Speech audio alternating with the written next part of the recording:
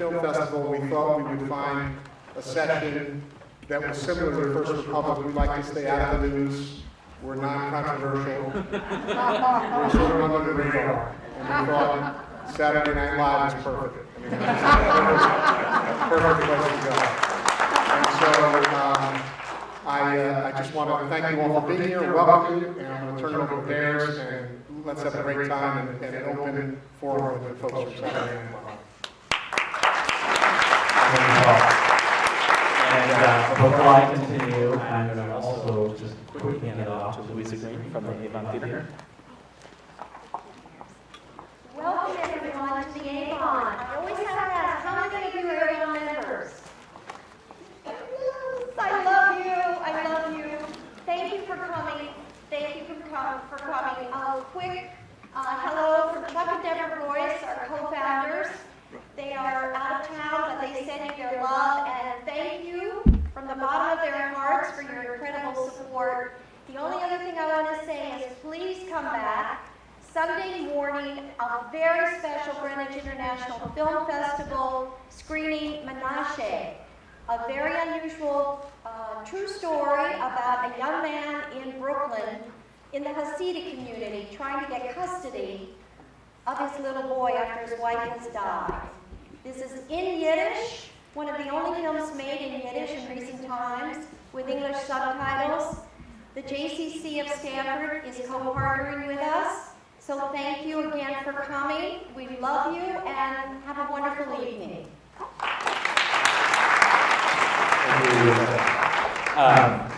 So my name is Bears Fonte. I'm with the Greenwich International Film Festival. I've been working with them for the first 3 years of the organization's life.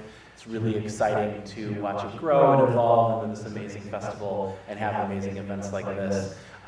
Before we get started, a couple announcements. One, even though we're not technically watching a movie, please turn your cell phones off or turn them to silent, because that's even more annoying when people are talking than just a movie with the actors on here present.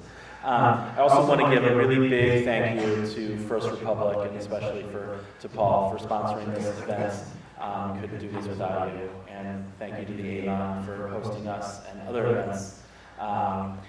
You know, we wouldn't be anything without our sponsors. And then also thank you to the Writers Guild of America East for securing the panelists for tonight's panel, which is super amazing. You know, writers, they don't get enough credit for anything that they do in Hollywood and in live television. So we just really have to thank the writers for giving us these amazing characters and their amazing words and themes and instances. I mean, most people don't even know that you can get credit for writing without even writing an entire, like, a word of script.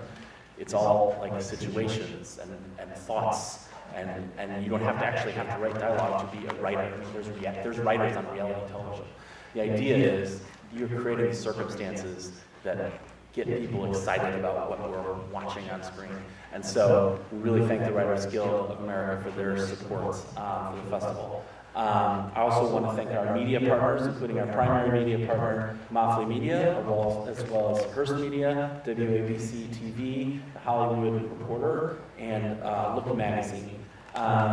Please remember to write about our festival on social media. We don't have our Twitter handles there, but our hashtag is Make an Impact. For this year, that's our theme. Remember to share the festival's events out on social media, because we are running for the rest of the weekend. All the way through Sunday, we have lots of great events, films and panels, and parties. Apparently this party tomorrow night with Flo Rida is a thing. I don't know who that is. Anyway, I'm really excited to welcome you guys to this panel today, which is called Live from Connecticut, a discussion of Saturday Night Live writers. This has been an amazing year for Saturday Night Live, obviously. We are in the midst of a renaissance of comedy and a wealth of, I don't even know what to say, a wealth of material, of ingredients to be mixed and remixed by the crafty writers and help shape the way we understand the news. In order to help shape the way we understand the work of the writers, I would like to thank our moderator for tonight, Lorne Manley, who's currently the editor-at-large of the Cultural Department of the New York Times. He's been at the Times for 15 years, where he's served in various editing and reporting positions, including deputy culture editor, entertainment editor, chief media writer, and media editor, obviously the right person to have here. And he worked for Inside.com, Folio Magazine, Brill's Content, Adweek, the New York Observer, as its media columnist, and he is a graduate from the School of Journalism at Columbia University.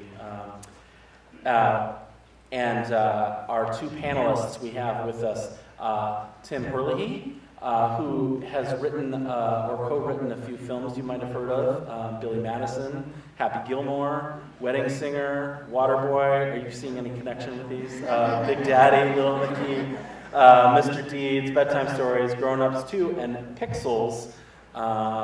And also co-wrote The Ridiculous Six, which apparently was the most watched film in the history of Netflix, which I did not know, that's pretty amazing. Of course, Netflix won't ever tell you like any of the numbers, so that makes that even more interesting. It's the most watched films.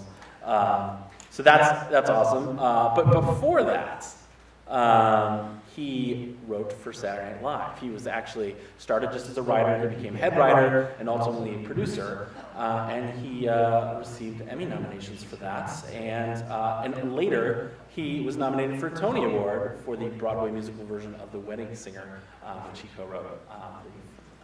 Anyway, so he is from the last great era of Saturday Night Live, and from the current great era of Saturday Night Live, we have Bryan Tucker, who's a stand-up comedian and sketch actor, but he's also written for The Chris Rock Show and Chappelle's Show.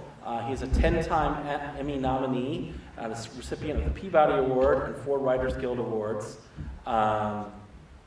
He wrote the race draft for Chappelle's Show, which was picked as the number 12 greatest sketch comedy of all time by IFC.com. He's also responsible for one of the best sketches about the election last year, the Black Jeopardy sketch starring Tom Hanks, which rather genius. And he has just finished his 12th season on Saturday Night Live this year. Saturday Night Live just had some of their best ratings in years, something I heard up something 35% from the year before. Obviously, we are in a time when we are searching for understanding, and Saturday Night Live has been one of the places that has helped us find it. So please join me in welcoming our moderator, Lorne Manley, and our panelists, Tim Herlihy and Bryan Tucker.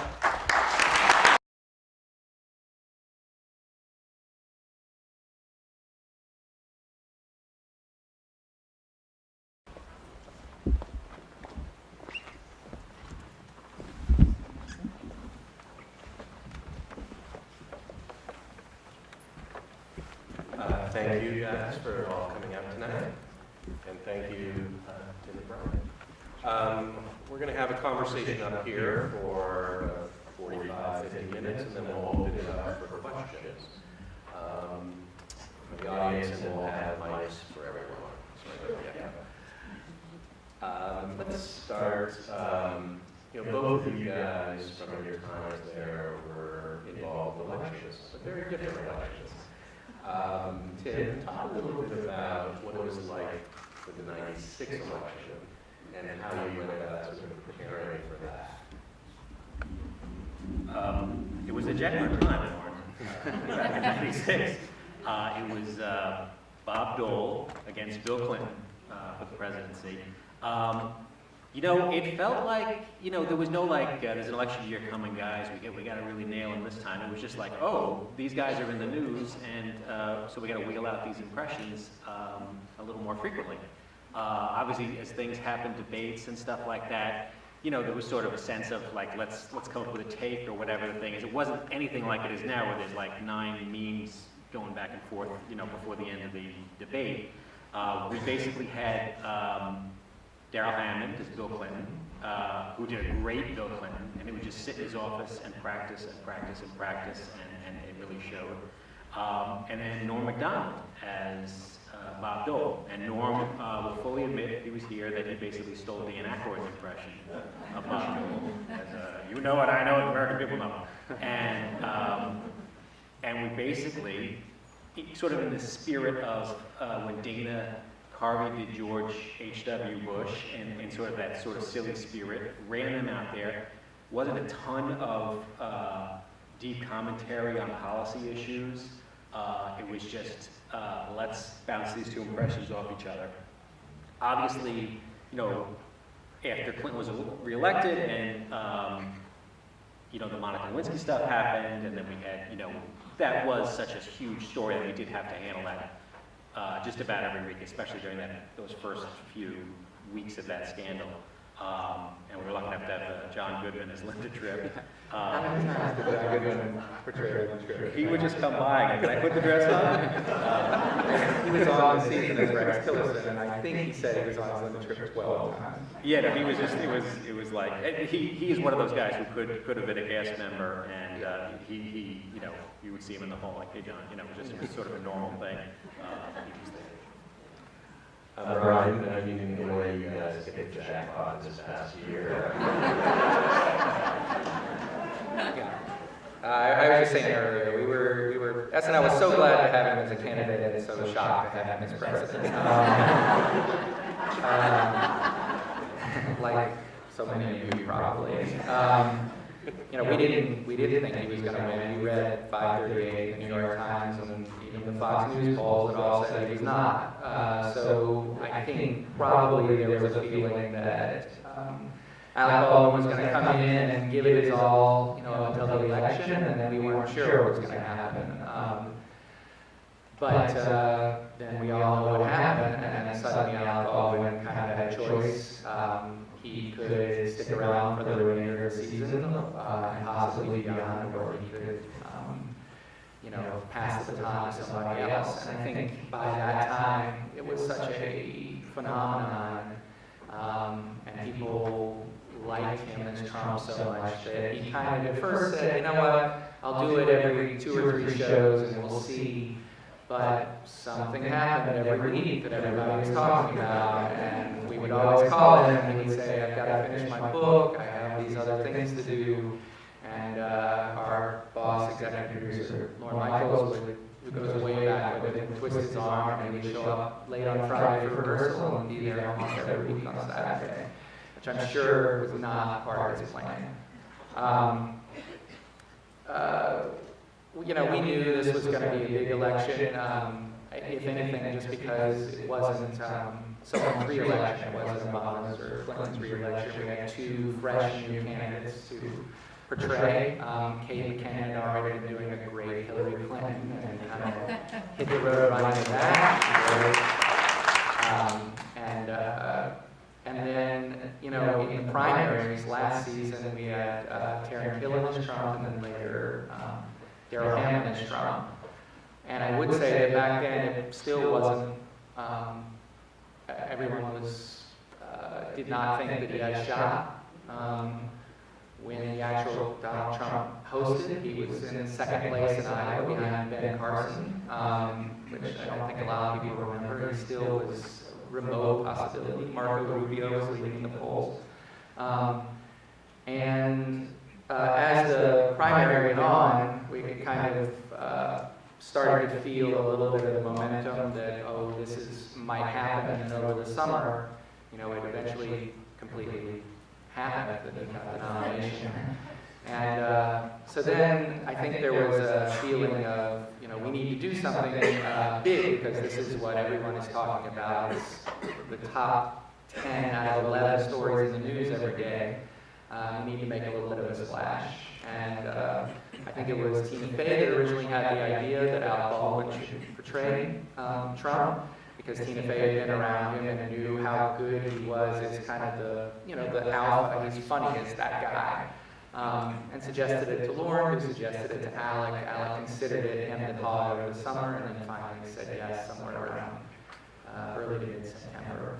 And you know, we really hit the ground running. I think Colin Jost said that politics is now one of the very few things that everybody pays attention to. you know, we don't all watch the same TV show, we don't watch the same movies, we don't have a lot of the same cultural touchstones. But this year, especially from age 11 to age 90, you were keeping tabs on the election and everything.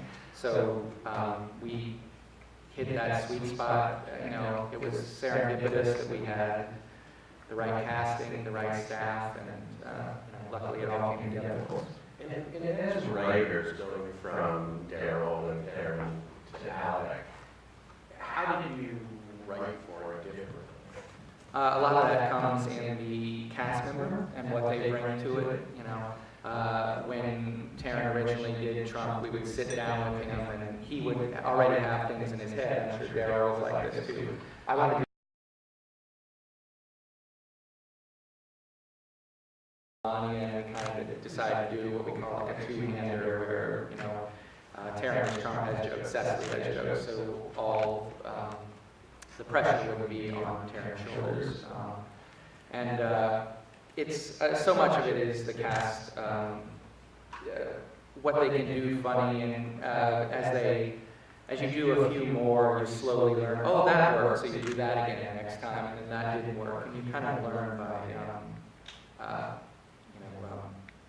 just, you get better as you go along. Is there an example you can think of, sort of what you learned? Sure. I mean, with Alec as Trump, you know, he certainly hit the ground running in that first debate, but one great thing about the debate was we could take actual lines from the debate and make direct jokes on those lines. You know, people had seen, you know, Alec talk about his microphone or something like that, so we would, we had things that everybody saw to play on. But then maybe Alec would say the word, you know, instead of China, he would say China, and you know, that was something fun, and so we decided to keep doing, you know, that. And then eventually Alec got so he knew his Trump was a very kind of staccato, you know, not very nuanced. He would, you know, admit that he kind of hits it with a dull hammer, and he liked doing that.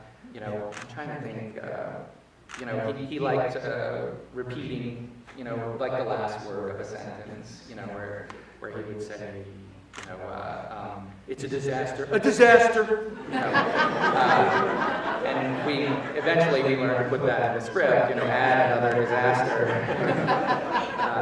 because we knew that would get a laugh, you know, because he did it so well. In general, just as writers writing political satire and parody at this time, when reality is so sort of beyond, you know, it's a joke, this is why I don't write fiction, I don't make this stuff up. But as comedy writers, how do you get beyond it, sort of take it to a new level in terms of satire, rather than just sort of quick, hopefully fun, what happened? Mimicking? Yeah. I mean, I'll confess, SNL does a lot of mimicking, and there's so many shows on the air, you know, Stephen Colbert and Trevor Noah, Samantha Bee are doing Trump jokes every night. And so it's very hard to get a unique take on it by the time we get to it on Saturday. So I would say the thing that we had the best success on was sketches that we called politically adjacent. Like in terms of saying something unique. You know, our Trump sketches were always successful just because people liked seeing Alec and they liked that character. But I would say if we were doing something, my favorite sketches this year were things that didn't necessarily parody exactly what was going on there. The Ivanka Trump complicit perfume commercial, or the great written by the other SNL head writers, Chris Kelly, Sarah Schneider, or the stuff we did with you know, the Trump sons, or Kellyanne Conway, or you know, people that we kind of found that would play adjacent. And you know, the Black Jeopardy sketch was about kind of Trump in general and what America was going through, which I think was, you know, ways to hit it kind of sideways. And I always thought that was, if you're saying how do you approach it in a different way, that was our strategy this year. Tim, when you were there, did you ever come across something that was going on that just you were having a tough time figuring out how to poke fun at it? Yeah, you know, I guess the Lewinsky thing was sort of the first sort of weird, can't believe it's true sex scandal about, you know, the whole, that it occurred in the Oval Office and all the gory details. I mean, it didn't stop us, it just became the same thing with Trump now. It just, he says the most ridiculous things, and how do you address that? And I think we sort of did the same thing, the adjacent stuff, like when we did, you know, like the notion of Linda Tripp trying to record Monica and having John Goodman do that, imagining that weird moment when she's trying to get her to admit what happened with Clinton. But nothing like it is now. I mean, the environment's not like, and we did have more time, there wasn't much competition. Even though we had the same approach in terms of mimicry, you know, we didn't have to be as on our game, and we didn't have to worry about what, you know, Bill Maher was doing 2 hours before, or, you know, Trevor Noah. And how big a part of the show was politics? You know, Lorne was always wanted us to, he knew from back at the beginning that it was important to have an SNL take on whatever was going on. Even if nobody was particularly excited about an election or something going on. There were people, political people in and out of the office too. Like Lorne's friends were like Bill Bradley and Chris Dodd, and there was always something political in the air. And Lorne really let us do whatever we want, but he definitely favored doing something political. And it didn't necessarily have to be about the president. It could be about, you know, something Giuliani's doing, or something that's happening in another state. But he felt that people were looking for us to do that, and would be disappointed if they didn't see it. Yeah, he would always say, you know, I wrote on the show and there was not a lot of politics going on either, and, you know, kind of the somewhat boring days of the Avon administration, and he would always say, you know, we still need to do this because, you know, people in media care about this. It's kind of what keeps the show on a higher level. And then after we have that cold open sketch, that politics sketch, then we can get silly and do whatever we want.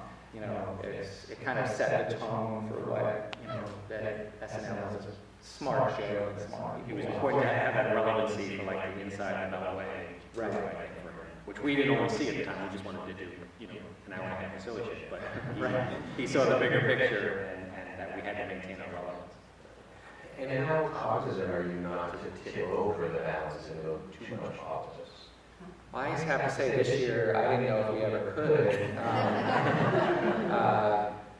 I mean, in general, I don't think that there was, you know, we would not try to overwork Alec as Trump too much, you know. I think we only did one show, we did one show where Alec was Trump. We did one show where Alec was Trump in 2 different sketches. A couple shows he like slightly appeared, but no matter how great an impression is or a character is, it can wear out as well, you know. So there was definitely a thought of let's not do 2 Kellyanne Conway pieces or 2 Trump pieces, but if we want to do a Trump piece, a Kellyanne Conway piece, a Trump Sons piece, like all that is fair game. I remember one episode this year, one show this year where you had Kellyanne Conway just sort of show up in a scene, and everyone was thinking, oh, that's the next scene when they come back from commercial. Yeah. But you didn't follow that up. That was my idea. How did you come up with that?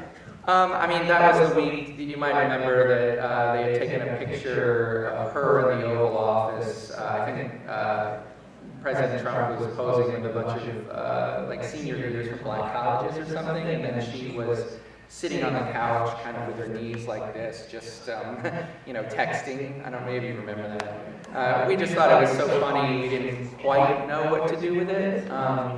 So it's hard to do a sketch or a pose, but we did have these, what we call interstitial bumpers, where you would see the set when everybody's running around changing the set. And so we decided to just like place Kellyanne there, like a little trinket, you know. It was a little Easter egg, and it was fun that people thought at first, oh, there's going to be a Kelly Conway sketch, and then they saw her again, and then they saw her again. So that was a fun, different thing that we did this year.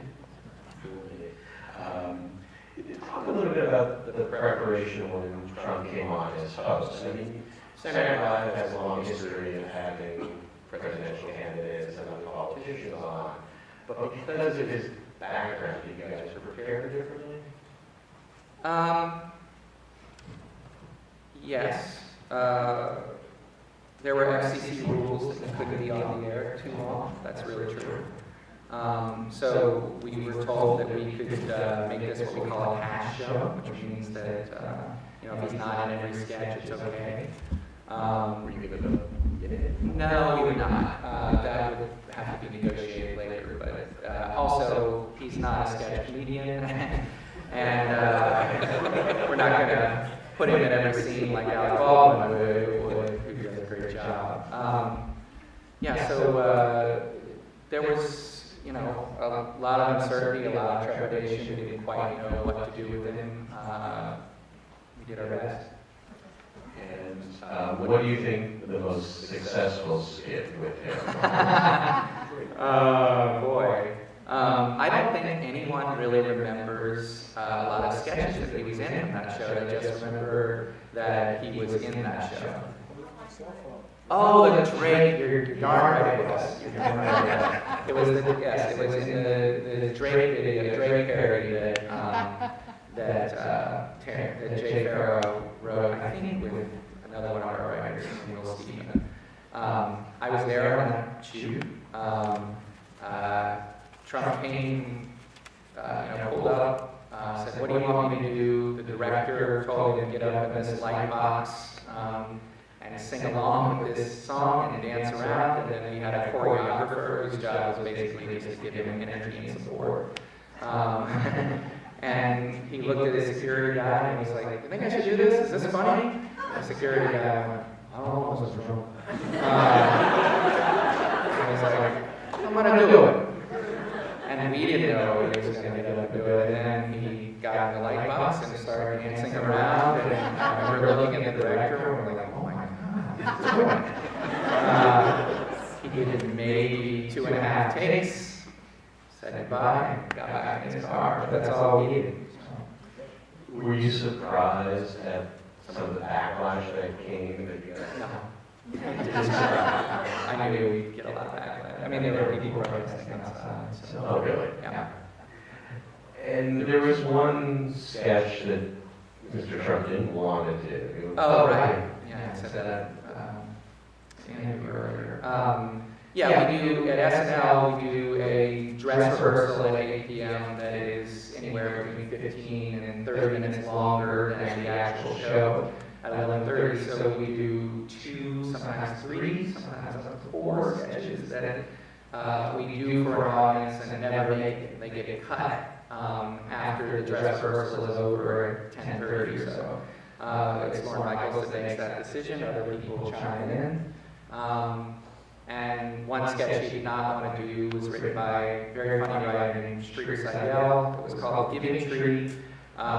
It was about that book, The Giving Tree, where a little boy comes to a tree and the tree says, "Take my apples," and the little boy comes back as a teenager, the tree says, "Take my branches," and eventually the tree is chopped down to, the tree is considered like a mother figure to this boy. It was like that with someone else playing the tree, the giving tree, and the little boy, and Trump was in the nearby tree saying, "You're getting screwed out of this deal. I don't know what you're doing, but this is a disaster." And Trump had to, they had built a tree for him with a little hole in the middle, and he just had to stick his face through the hole. Boy, did he hate that. And he made no bones about the fact that he did not like this sketch, he did not like being a tree, and so he kind of did not really put a lot of enthusiasm into it, and it did not do well for the audience, and got cut. And I remember him coming to address there and saying, "Lorne, is that tree sketch still in?" And Lorne being like, "No, it's over here, it's cut." I said, "Good." So. But for the most part, was he relatively easy to work with, or kind of that TV background, or? No. Had a lot of strong opinions. He's exactly like what we might be. Yeah. No, it was not an easy week for anyone. I'm curious, you guys, have been in different eras. Tim, maybe just walk through what the life of a writer is like, when you were there. I'm just curious to see how it's changed or how it hasn't to now. I don't think it's changed that much. It's, you come on Monday around 6 and you meet the host, and really it's only about an hour, and you just, right, or goes out. So nothing really happens until about 6 o'clock on Tuesday, when the host comes in and he'll kind of be brought around from room to room to meet with individual writers, and writers will write, and they will write all night.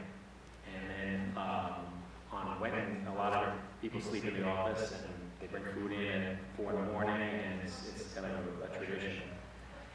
If we have a read-through, when I think they might have moved it earlier. When I was on the show, it usually was about 3, 4 o'clock. 3:30. And I heard Tina made it a little earlier.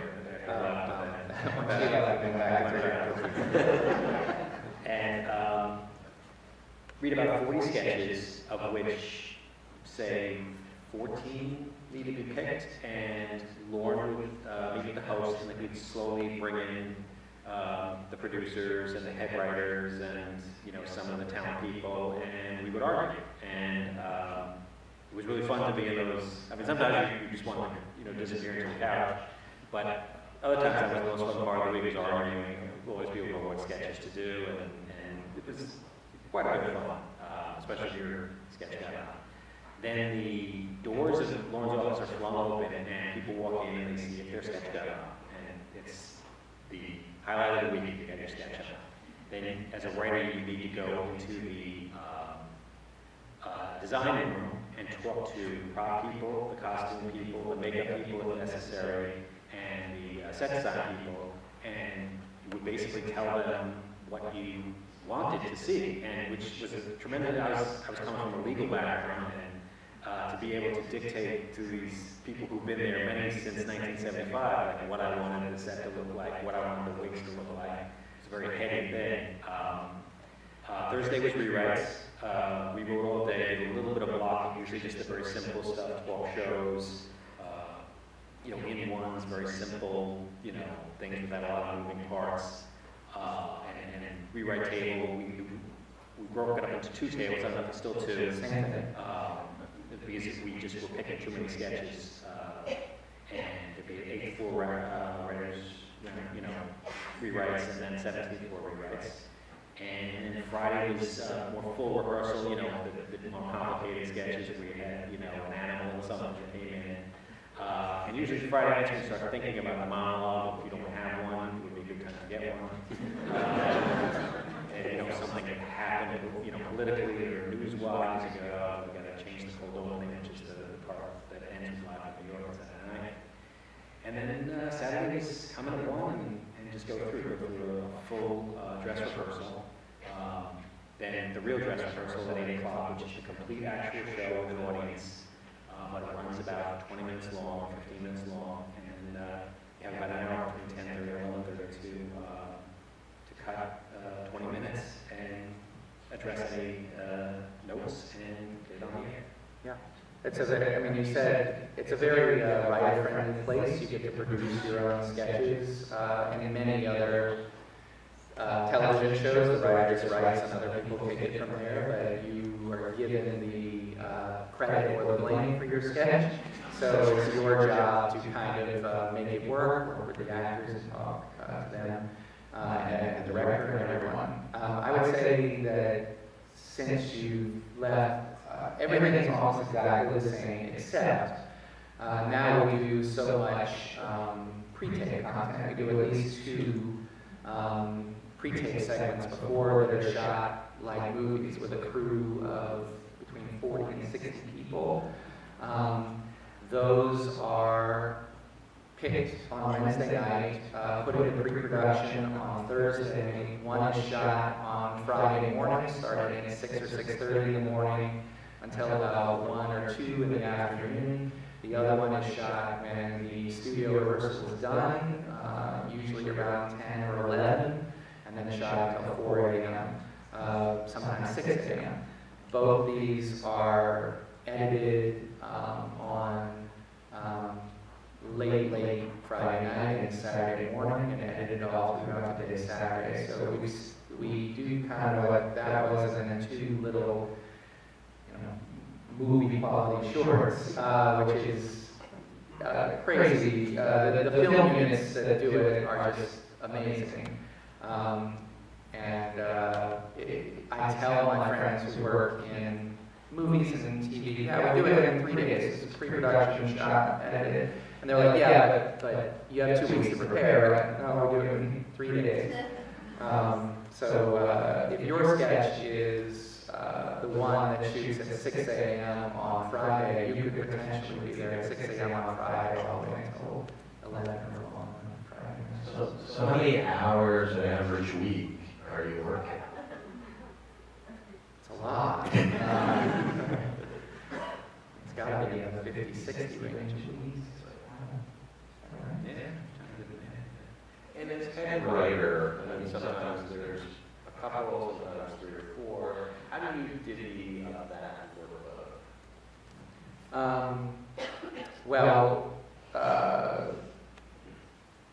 It depends on relationships, and one way we divvy up is like Tim was saying, we have 2 rewrite tables on Thursday. One head writer takes one of the rewrite tables, one takes the other one. So much of being a head writer is just to write funny stuff for the show, and then another part of it is to be a soundboard for Lorne who's making these decisions, and then also to kind of help new writers and do your best to guide cast members and tell them, you should be writing this way, or if you wrote the sketch, maybe, it should be this way. And so that's kind of, there's very little formal responsibility in that, except in the rewrites.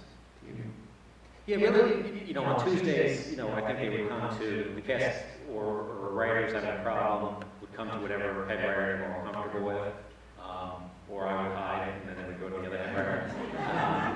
Because it's always like, nobody writes me sketches, everybody hates me here, I didn't do that. So, then on Wednesday after read-through, Mike Shoemaker, who was the producer at the time, would divvy up the sketches between, I was on the 17th floor and Adam McKay was on the 8th floor, and Adam would really hate a bunch of sketches, and I would hate them also, but maybe a little less, so I would get all those sketches, like doing the 14th cheerleader sketch, that was cool to me, because, Adam would just deliberately try and sabotage it. So I got more of the poppy, the recurring characters and stuff, and Adam got more sort of later in the show, the kind of weirder, edgier stuff. That's interesting, because I'm on 17, and our table gets the more poppy, character stuff. Our writers are a lot more, on 17, are a lot more character-oriented than the writers on 9, or I guess what you might call our types, the more conceptual. Do you rotate the writers? Do they? Here and there, but on 17 we've had me and at least 3 of the same other writers for the last 7 or 8 years. Quite a lot, yeah. Tim, talk a little bit, you straddled 2 different areas. You came in when Adam was still there, and then was it in your second year, sort of Will Ferrell and Sherry Terry came on. Talk a little bit about the differences between those times. Well, definitely my first full year was 94, 95, which was considered a disastrous year. There was a little bit of a fall of our own kind of feeling to it. We were just getting slammed in the media. And there was almost a little paranoia. I remember it became a big thing, the apology memo, because like Al Franken would give an interview and if he'd say something bad about the show, he would send out an apology memo to everybody. And then the next week, Norm Macdonald would say something and he had to send out an apology memo.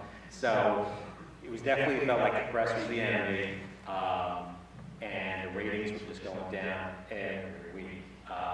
But we were having a good time. I mean, it was my first year. I was like a kid in a candy store. And the audience wasn't having a good time, but we sure. And then you have to understand at the time, even though it's people like Sandler and Farley and who've gone on to great things, but NBC at the time and the people who ran NBC were in a dominant position. They had shows like Friends on the air, and they felt a lot of ownership of that. Like they had fixed Friends, and they had the other Frasier and all these other, they were really in a dominant position, and they thought like, well, we'll just put our magic touch on SNL. So, Lorne always fights so hard for the writer in his cast, but that was one time he was really overwhelmed. And frankly, there were certain writers who'd been there since the beginning. People who've been there a long time. Jim Downey had been there. He was probably a little burnt out. Franklin had things to do. Sandler and Farley and Spade, they all had movies to do. So it was almost a complete massacre. I'd say 85% of the cast and writers were either fired or quit. So I went from being a young guy to a rather senior guy. So the next year when these, like Will came in, Sherry, and Tim Meadows stuck out. He was the one constant.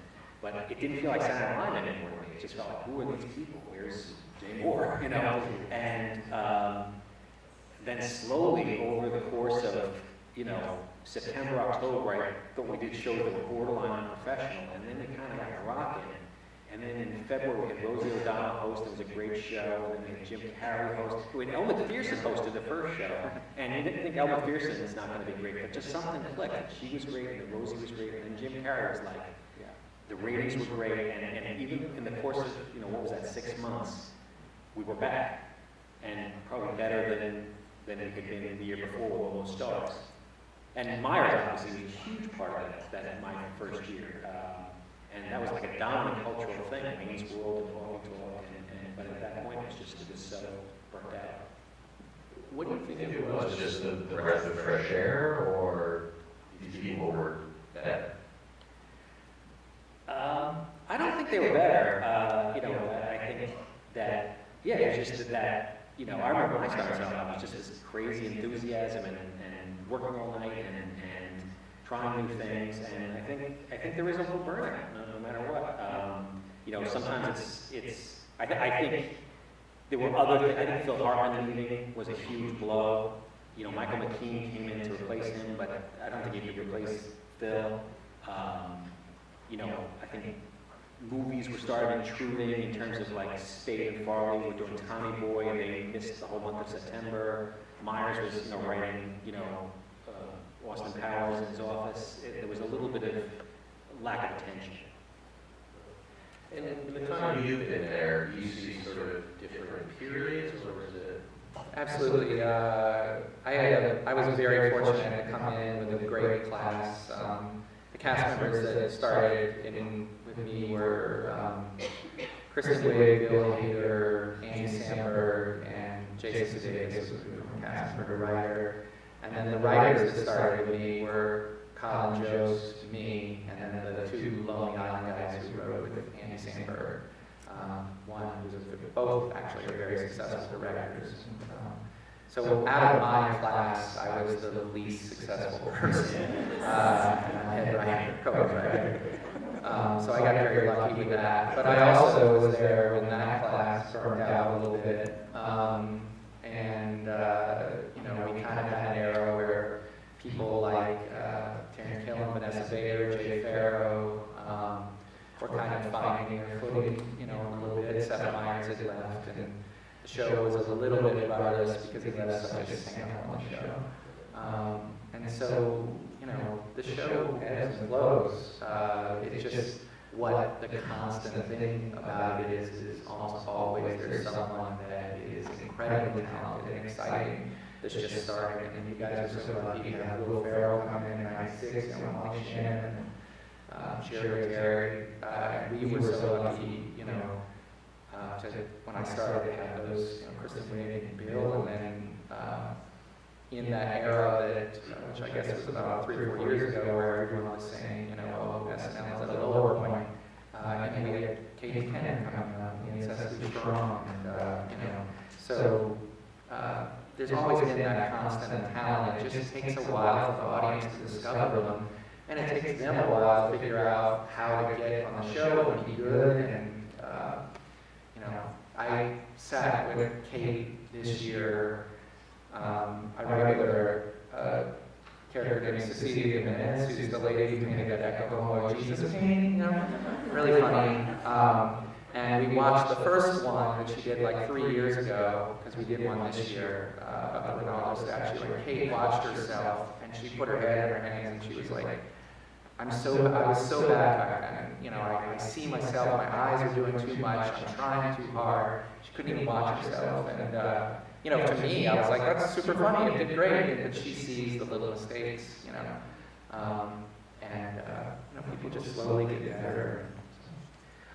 One thing you've had to deal with in your area of the show, more so than Tim, is complaints about sort of the lack of racial diversity. How has that affected sort of the recruiting the show does, and sort of how you go about sort of writing?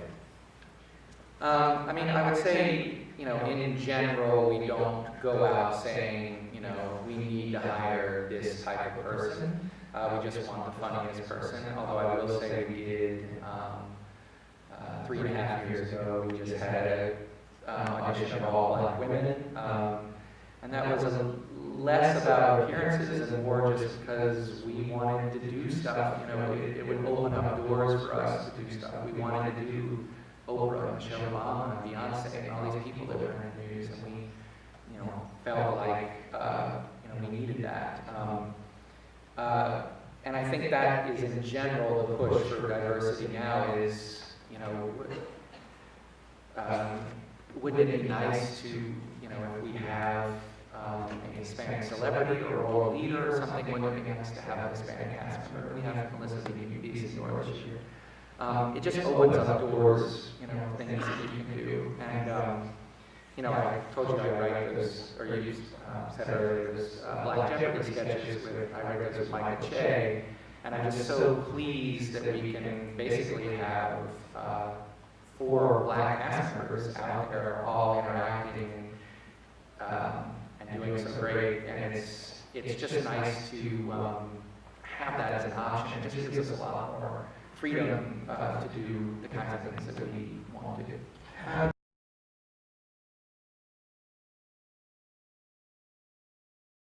Originally, it was written for Louis C.K. about 3 years ago.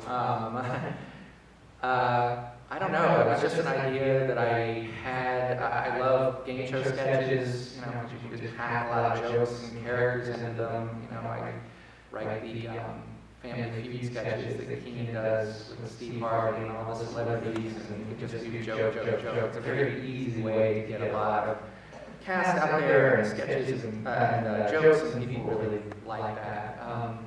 The original Black Jeopardy was kind of written because I guess I'm a white writer that had written for Chris Rock and Dave Chappelle, and I was just thinking that, no matter how well-meaning I am, there's certain things that I just don't understand because I haven't lived through that experience, and sometimes I kind of think that I belong in that world a little bit, and sometimes I'm abruptly shown that I'm not. And so the original one was written with Louis C.K. as an African-American professor who kind of thinks that, because he studied Black culture and knows all this stuff about, Black history, that he will fit right in and be great, and then the game starts, and it's all about just how different Black people relate to each other, nicknames and their common people that they know, stuff like that. And Louis C.K. is way out of his element.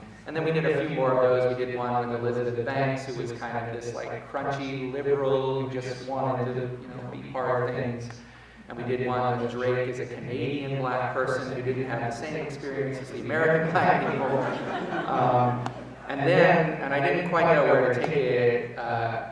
And then we had the one with Tom Hanks where we had Tom Hanks is this Trump supporter, and I grew up in suburban Virginia from a very Republican place. My parents are Republican Trump voters. I kind of I know that world a little bit, and so I guess I had the idea. I kind of noticed that there were similarities, you know, in just basically working class white people and working class black people that often don't get addressed. And so I talked to Michael Che, and he thought that was a great idea. And we sat down and wrote it. Michael Che came from the black experience, and I know a lot. At least I know a lot of people who come from that, you know,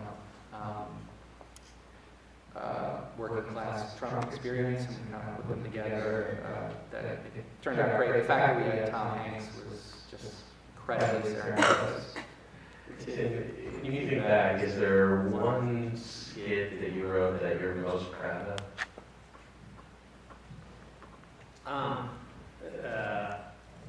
You know, there's one that didn't air. There's a bunch that didn't air. You know, the one that I think, it's awful, but the canteen boy and the scoutmaster. Although, you know, it was a scandal, and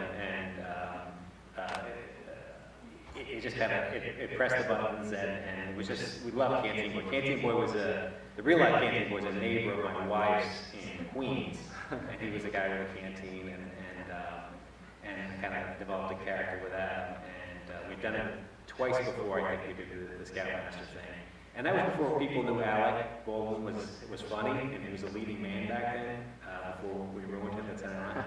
And I guess I'd have to say that. We did the sequel to that we did, where Canteen Boy's Christmas reunion with Scoutmaster Armstrong, and he played Santa Claus. And it was just, it had no place on television. And the censor was a guy named Andrew Brewer, a very nice guy, and always, you know, just like, and he like walked into the voice, oh yeah, no, just very like, guys, I don't want to be a jerk here. But he just came in and was just, no fucking way.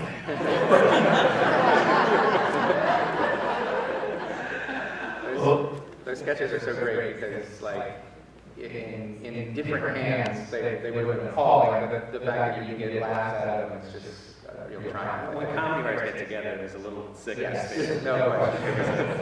John A. Ramsey's one that Will Ferrell did. Well, let's open it to questions. I'm told there's microphones will be coming around.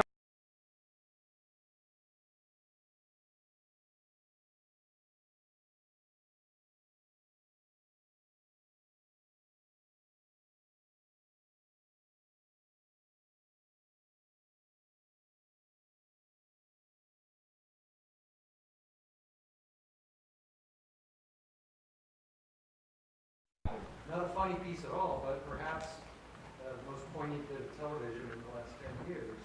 What was the backstory on that? That's nice of you to say. He just asked about the Kate McKinnon Hallelujah cold open and how that came about the week of the election, which was the Dave Chappelle show. That was Kate McKinnon's idea with the help of the other co-writers, Chris and Sarah. I think that they wanted to do something. Kate was not feeling super funny that week. Really, I think because she'd been doing Hillary so much, felt like that she'd taken things a little bit to heart.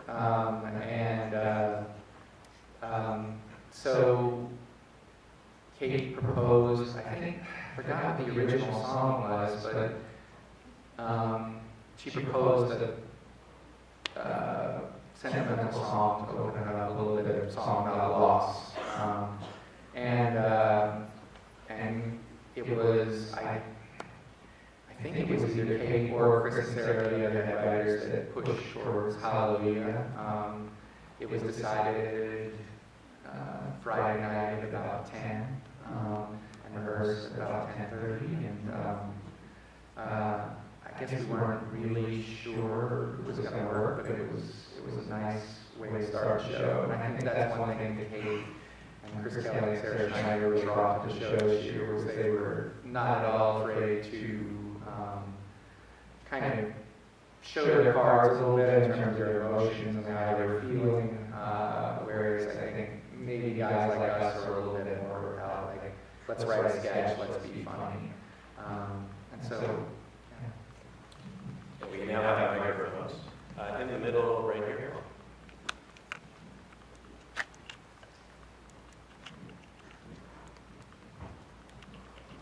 Thanks so much. Hi, guys. My name is Jenna. I'm representing the Hollywood Reporter tonight, but I was actually an intern on season 32 and 33. I have two questions. The first is very fast. I want to know who plays Steve Bannon as the Grim Reaper? mostly it's our new cast member Mikey Day, but if Mikey Day is in the cast as Donald Trump Jr. or something, then we usually put a writer in there. Mostly it's been a new writer, or we're like, you want to be Steve Bannon? So a writer named Nick Kocher is in there often. Very cool. And my other question is, this week with the Kathy Griffin picture thing, that brought to mind a little bit, at least on Twitter, the reaction that Katie Rich got in January to her tweet about Barron Trump. And I just was wondering, Bryan, what was it like to be in SNL while that was unfolding, and were you satisfied with the way it was handled? I know they said that she was suspended, and that sort of like kind of that she could come back, but it seems like she's not.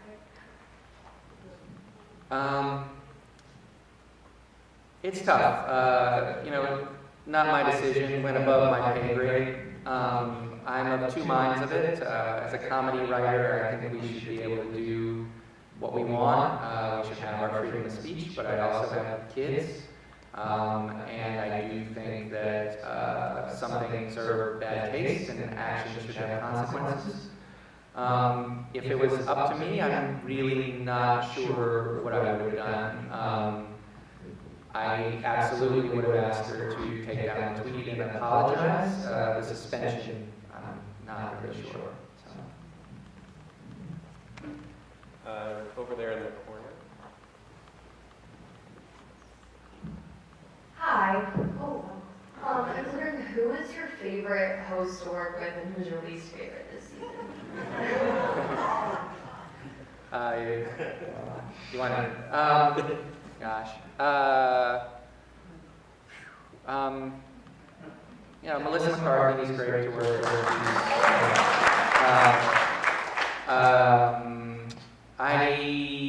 Other writers have gotten in trouble for answering that second question.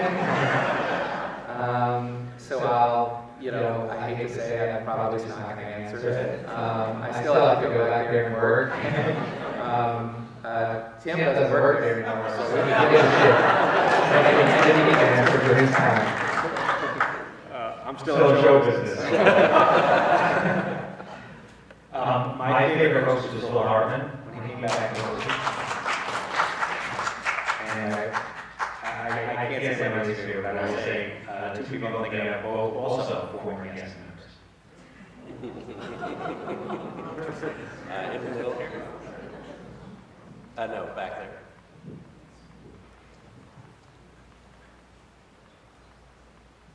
Talking about Melissa McCarthy, how did the Sean Spicer come? Did she call you and say, I want to be Sean? Did Sean call you and say, I want Melissa? How did that work? Sean called and said he wanted Melissa. Every week on Monday we get told there might be people around who might be in one of me and stuff. Melissa McCarthy had ridden on a plane with our host Kristen Stewart that week, and they had talked about SNL.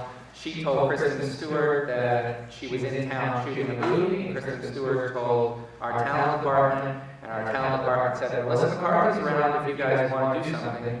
The idea was was from a writer named Ken Sublette. Ken Sublette started with Melissa McCarthy at the Groundlings, a sketch comedy troupe in Los Angeles. They were on stage together and go way back. Kent had the brilliant idea. We were going to do something with Sean Spicer. Originally, it was going to be our cast member Beck Bennett. And Kent said, Melissa has the perfect energy for this. And once he said that, it clicked. Everyone agreed. And Kent and two other great writers wrote those sketches. And again, just serendipity. So. it was great. How do you deal with memorization? If you write up until the very end, I mean, are there cue cards? Because There are cue sometimes cards. you can see them looking at the cue cards. There are always cue cards. Always cue cards. And do they Because things go are off? changing. Things are changing all the way until the last minute, so, yeah. So there's no memorization, it's all cue cards? Everybody's reading cue cards, some people are better at it than others. So can I be a cast member? Because I would love to be that. So I can memorize. All the way in the back.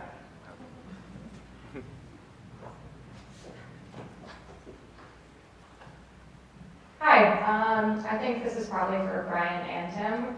We sort of spoke about this a little bit, but I was wondering, with a show like SNL that's been on for 40-something years, when you start as a writer there, like how much are you affected by sort of the legacy of it? How much can you make it your own in that way? Like, does it give you more or less room to sort of make mistakes?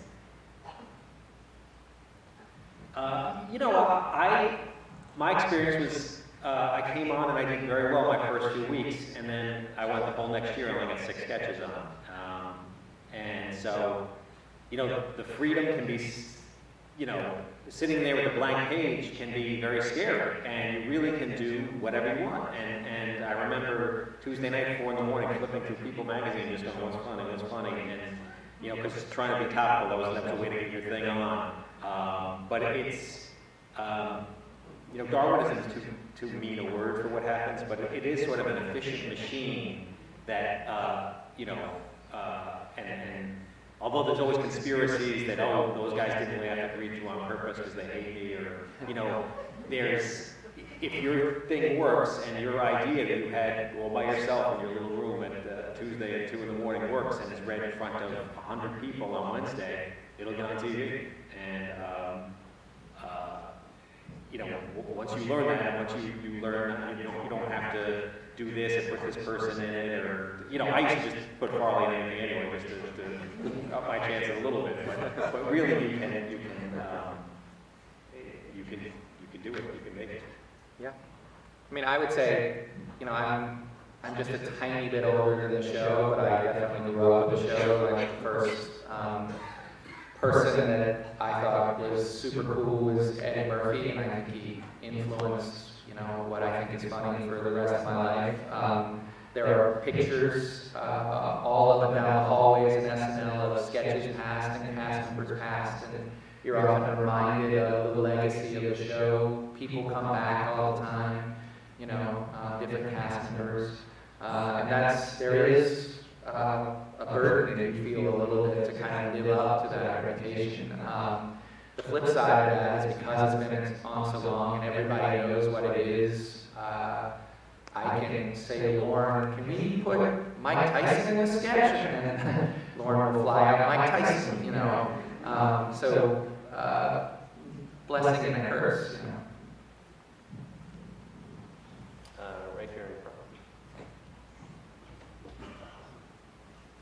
I have a comment and then 2 related questions. It seems as if there were many recurring kind of skits from the early days of the Blues Brothers and the Nerds and Wayne's World and so on. There seem to be fewer of those now. Is that because those recurring characters were based on the people who played them, or is there just not as much interest in that? And is there any likelihood we might see those kind of recurring skits in the future? I don't have a definitive answer on that, but that's a question that's been posed to me before. I think one is that because of the internet that we didn't have in the 90s, it's just a lot easier to relive these sketches over and over and over again. And so they wear out their welcome a little quicker, where before you would only be able to see them if you watched it on TV or bought a VHS tape. I would say we do still have recurring characters, but almost always or often they're on Weekend Update. Stefan, drunk uncle, girl you would not like to see at a party. When those characters come on Update, people are super excited. Kate is Ruth Bader Ginsburg, Kate is the Russian lady Olga. We have these characters, we've found a slightly different place to put them, and I think part of that is often to let the host shine more. If the host is playing against a famous character, usually they're just kind of what we would call playing service, just nodding and being, the foil to that character. So we do a little less of that now. But I don't know the exact reason why. Yeah, I think I was there during the peak recurring character. I mean, if you look back at those very first shows and then the first cast, there wasn't that much like the cheeseburger or the bees. Like they only did those 2 or 3 times. And it was really Wayne's World was the first thing that they did like 10 times. And then Myers did Walkie Talk, and then that kind of opened the floodgates. And I definitely felt like I was there. It was definitely a feeling around the office that we were going to the well too often in some of these things. But it was like a drug. I mean, it worked. It was the most thunderous reaction I ever heard anything get in my time there was like the 8th Mary Catherine Gallagher sketch with Aerosmith. And I was standing there, and people were like tearing the cushions off the seats. They were so excited to see it. And I'm actually glad that they are doing a little less of that.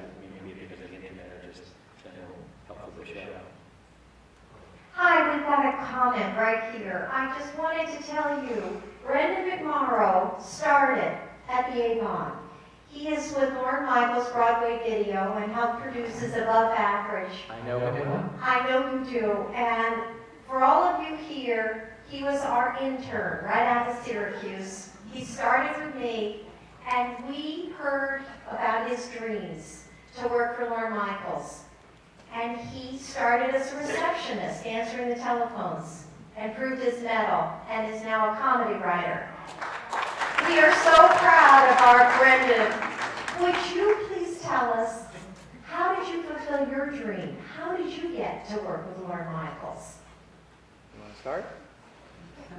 I had to say hello to my college roommate. Were you a lawyer? Yeah, I was a lawyer. I was working at a law firm in Lower Manhattan when I got to try out at S&M.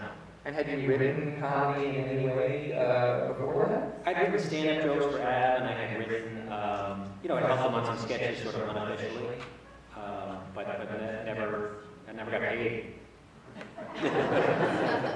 I grew up in Virginia, went to school in North Carolina, was a comedy nerd, loved comedy throughout, worked in North Carolina, met some friends at the student television comedy show. We ended up forming a sketch group and then touring around playing shitty college snack bars for 5 years.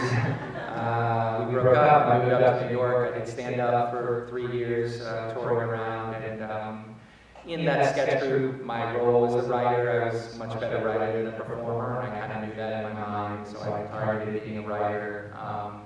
And one of my first gigs was I faxed in jokes to Weekend Update to Norm Macdonald and then later to Colin Quinn, and then I faxed in jokes to Dave Letterman, and they would pay me $50 to get a joke on the air. And then in 1999, I got hired full-time on this rock show, and that started my career. I was easier. Right here. No, back. Right here.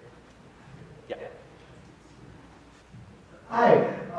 So first question would be, have either of you ever been in any of the comedy sketches that you've written? You've been in some movies, haven't you? Yeah, I was in one sketch at my last show at Dress. I got to say live from New York on Saturday night. Wow. Yeah, and I made a meal of it too. What was your career? It was, I don't know if you remember, it was a long time ago, but it was a show, what was it called, with Regis Philbin, the How to Be a Millionaire, or You Want to Be a Millionaire? Who Wants to Be a Millionaire? Who Wants to Be a Millionaire, yeah. And I guess the first guy who won $1 million, that was the cold opening that weekend. This guy was so cocky, he had one call left to make, and he called his dad, said, "Dad, I just won $1 million." So in the sketch, I played his dad, but then when the actual guy showed up to play himself, he insisted on saying live from New York on Saturday night, so he did not have to say it. I've never, I can't think of a time that I've been in a sketch that I wrote, but especially my first few years, you might see me asking a question in the monologue. I was in a couple Lonely Island shorts. There's one called Roy Rules that features my wife and children, and me.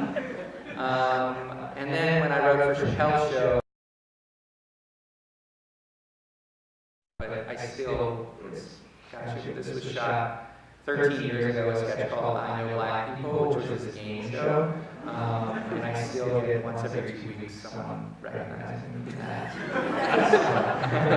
It was people who are not black getting asked questions by Dave Chappelle that only black people would know. It was kind of a game show.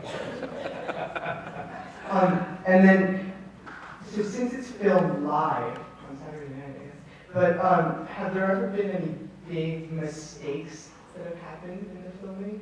And since it's live, you can't really edit it. Is there,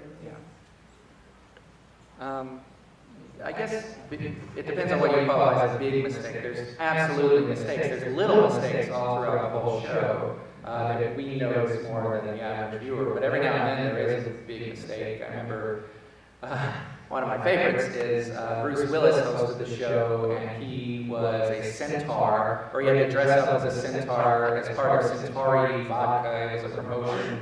And he either didn't like the sketch very much or didn't think that it should have lasted that long, but he decided about 2/3 of the way through to just kind of stop talking and exit.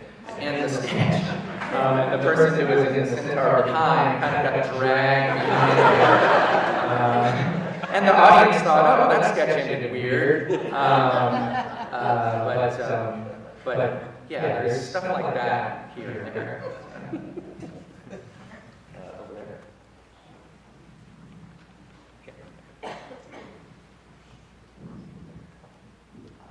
Hi, I have 3 daughters, 23, 21, and 19, and they're huge fans of the women cast members who seem very strong this year.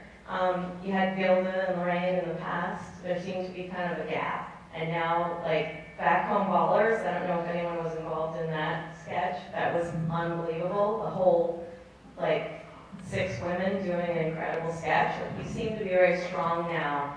With Kristen, I mean, Leslie, it's amazing. So is that a purposeful move to gain stronger women cast members, just fortuitous?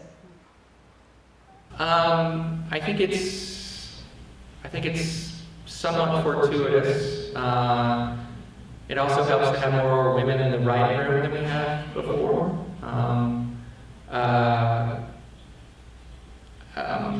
I think there are many more women involved in sketch comedy than there used to be because of trailblazers like Tina Fey, Amy Poehler, that is seen now as a viable thing for women, where maybe it wasn't quite as much. Well, this is 97, 98, so 20 years ago.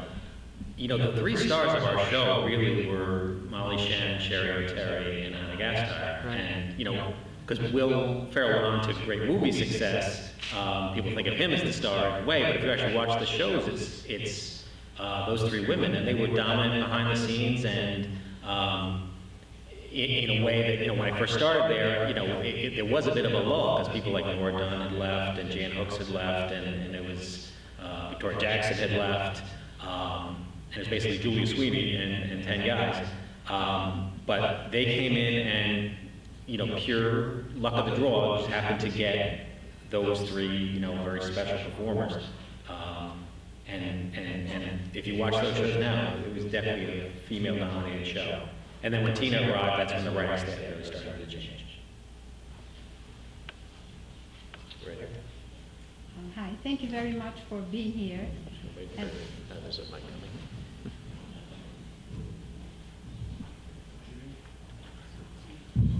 thank you very much for being here. And politics aside, if it's possible, I want to thank you on behalf of my whole family for providing a therapeutic approach to dealing with ups and downs of the last 2 elections. Somehow you made it very special. Some characters in real life that women not liked, we actually, somehow you made them appealing and endearing through the characters in the show, which is amazing. My question is, I guess, I assume that you probably have all kinds of responses from your audience, from your fans and opponents. How do you deal with it with the writers? How does it affect you as writers? And how does SNL deal with critique of the sketches that you make? I mean, one thing about the fact that everybody knows SNL, they might not watch it every week, but they know it, is also everyone has an opinion about it. They usually have an opinion about what era was better than another. I have people in my building that are quite glad to tell me that the show was bad this week, and I can do better, and what the hell am I doing? And if you look on the internet, there's 20 different reviews after every show and stuff on Twitter. And, you know, do I read some of that? Sometimes I do. I try my best not to read too much of it. But ultimately, you know, Tim said earlier, you kind of just have to write what you think is funny and what you like and just kind of let the chips fall, because I've been around there 12 years, and I've seen people just love the show, and I've seen people not like the show, and often I don't think there's a huge difference. This year, simply because of stars aligning, there's been a big difference. You know, you just have to get in your mind that you kind of have to do it for yourself first, which I have to say is easier said than done, but try to do it that way. We have time for a few more questions. Yeah, back up there. Has there ever been a documentary done about your process? And if not, why not? And will you, could you? Be great to see it. There was one that was shot right before the 25th anniversary, and by Jim Signorelli, who was our entire film unit at that time. And it was cut for time, and as far as I know, it has never aired. There's a decent but sloppy one done by James Franco, who was a film student at NYU. That's really true. That you can see on Hulu, where he and his NYU buddies went around with the camera the whole week and documented it during a John Malkovich show, hosted show in like season 37, 38. Mostly, Lorne Michaels doesn't like intrusion into our privacy, into our world. He thinks that muddies things, and I mostly agree with him. But I know people are fascinated by that. That's the only one I've seen. I don't think it's a definitive one, but it might be a good start. Also, that in the background. Hi. How do you find and decide on cast members and writers? Cast members generally are brought in from, in my era, were brought in from Second City, the Groundlings troupe in LA, and stand-ups basically. I think maybe now it's UCB is a new source, but basically the vast majority are pulled from there, and they're brought into audition, and about 20 people come in, and you know, depending on the year, there's 0 or 1 or 2 will be hired. The writers at that time, Mike Shoemaker, was an associate producer, was sort of winnowed down 100 submissions to about 30. A lot of Harvard Lampoon guys, but also stand-ups would each write 3 sketches, and me and the other head writer would read them and then bring in you know, 5 or 6 for interviews, make sure they weren't psychos, and which was about a 50-50 proposition. And then that's how we hired her. Yeah. Similar, there are a few different channels now besides those traditional channels. There's the internet, and then often what happens is people are recommended by other people. That's such a big thing. If, you know, Kate McKinnon or Kenan Thompson said this person is really good, and we're going to take a serious look at that person. We get, I don't know, gosh, we get about 350 submissions for writers. I narrow it down to about 30. And we we split up among about 4 of us. We split up reading those 350 submissions. Wow, so you have to read that initial. It's rough. It's like 8 a.m. It's tough to give everybody a clear, fair shot. So, yeah. In the back? Yeah.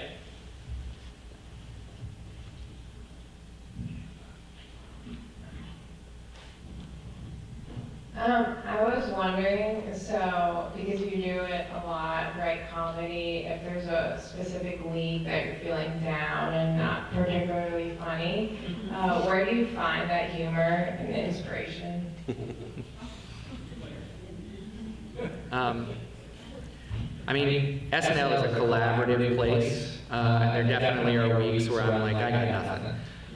So what I do is I go and work with a cast member who has an idea or another writer who has an idea. If I don't have the idea, then inevitably someone else is enthusiastic about something and has something that they want to do. I work a lot with Keenan, I work a lot with Leslie, I work a lot with Bobby Moynihan. You know, I can come to them and say, oh, you know, you have anything this week? And often they will. And then other new writers, if they have an idea I really like, I'll be like, oh, let me help you with that. So. Yeah, the same thing, just if you have nothing, you know, just find a cast member, because there's always cast members who have an idea for a character that nobody wants to write with them, or that everybody else is too busy that week, and you go, well, let me tell them that. And that's actually how I worked with Tracy to do the Bryan Fellow, the Safari Plan. It was just like one of those weeks, and he'd been talking about this character, Bryan Fellow, and I was like, all right, let's try and bang this out, and worked out. One more question in the middle there.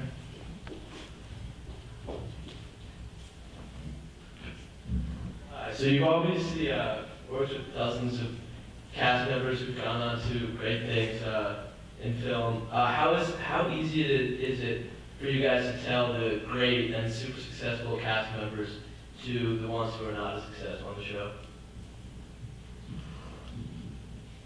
You mean post SNL or during SNL? Yeah, I guess either. I would say it's really hard to tell. Yeah, there's not even success at SNL. Like, I've seen people who are crazily lazy be very successful at SNL. I see people who work hard and are tremendously funny around the office not make it. It's a weird, you know, Lorne, you know, says, you know, the audience likes to discover someone. They don't like someone pushed on them, and it's a fickle thing. I have a terrible track record of picking, and a lot of it's timing and who the other people in the cast that may compliment you or be in competition with you. You do the same sort of moves. There's no way to predict it. Well, I want to thank both of you for all your time.